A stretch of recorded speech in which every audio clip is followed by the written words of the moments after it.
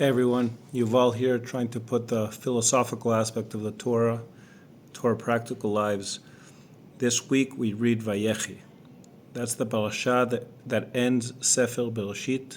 Next week we're already going to be in Exodus.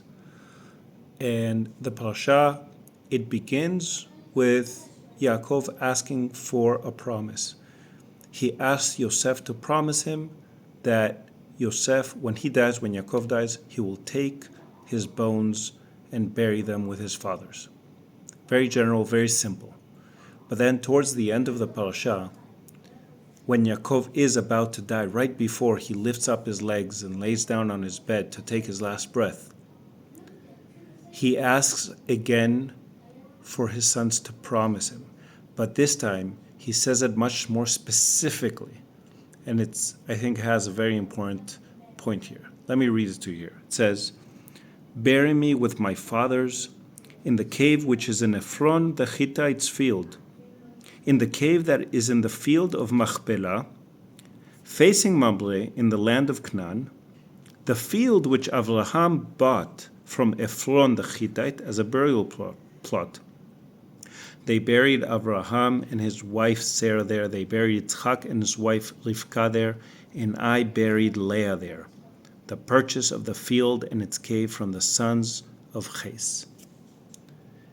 He goes into extreme detail because he understands how important it is that they understand what he is talking about.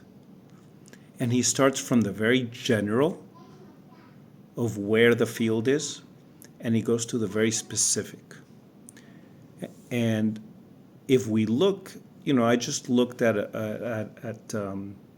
a random place in the Torah. 2 parashat ago, we were reading Vayeshev. And we get introduced to someone, to a person, to Potiphar. And here it's very different.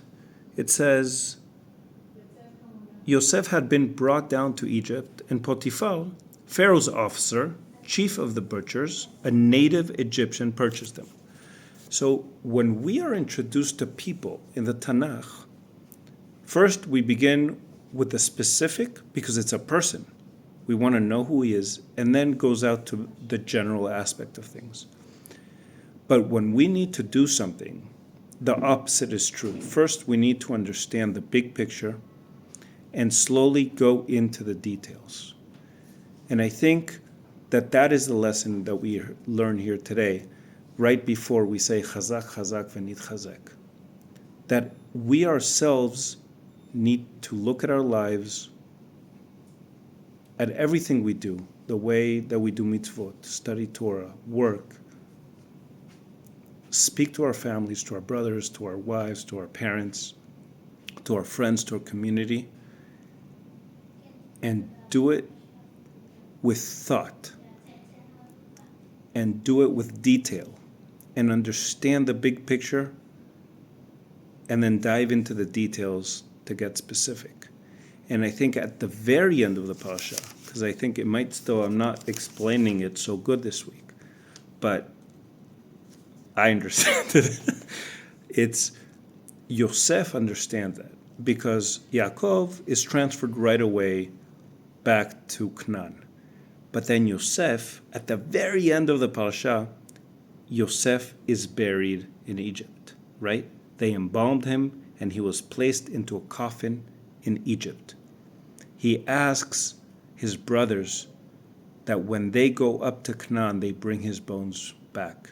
But he is buried there because he understands. Now, in this parasha also says Yaakov is going to tell all his sons about the end of days, and then he doesn't say anything. So it's very unclear if the Torah just doesn't mention it, and he did say it, or he really doesn't mention the end of days because Hashem clouded his memory, and then he goes to something else. But here it shows that Yosef understands that there is going to be trouble in the future, and he states he is buried in Egypt. He sends a clear message saying, I am a leader, I am here, and when you all go up, I will go up with you. That's how much I believe you will go back to Israel. So that's how we should treat everything we do. We should lead by example, and we should go into the details. And Bezrat Hashem, bring the Shekhinah down to earth. Shabbat Shalom.